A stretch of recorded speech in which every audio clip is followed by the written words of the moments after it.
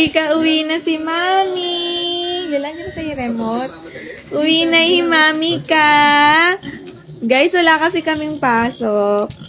Umuulan dito sa Bulacan. Suspended ang aming work ng alas 3. Oh. parang lasing naman to. Naantok pa. Napaka-sweet naman ng baby ko na yan. Tabi tayo. O, alisin mo yung tsinelas ko. Alisin mo yung tsinelas ko na. Uy, tabi daw kami, guys. Tabi daw kami. Arty naman ng baboy na to. Ang arty naman. Sayang. Kasi guys, nakikipagdaldalan ako sa lola niya. Hindi ko kaagad na video na natutulog siya dyan sa higaan niya. So, nakita niya ako nandito na. Tabi na siya sa akin. Uwi na yung mami mo ka na. Kanya siguro guys, ang aga ko umuwi. Tanungin nyo nga sila, Tex. Sabi mo, maulan din ba sa inyo dyan, guys? Dito sa Bulacan, maulan din. Napaka-sweet.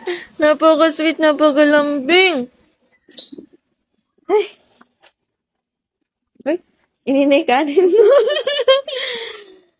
Ang lambing naman ng beshi ko. Napakasarap naman umuwi sa baboy na ito. Napakalambing naman ni Beshi. Sumasalubong pa. Kunin natin kumot mo, anak. Kumot ka. Kumot niya. Mumots niya. Malamig, guys, eh. Kinikilabutan siya, oh. Malamig kasi. Kumot ka, anak. Kumot. Guys, alam nyo ba, kumot niya to since baby pa siya. Kita nyo naman. Yung kumot niya to ng mga magto 2 years old siya. Ayan. Mumots. All set ng baby ko. Tabi tayo dyan na. Higa tayo. Paibag ko.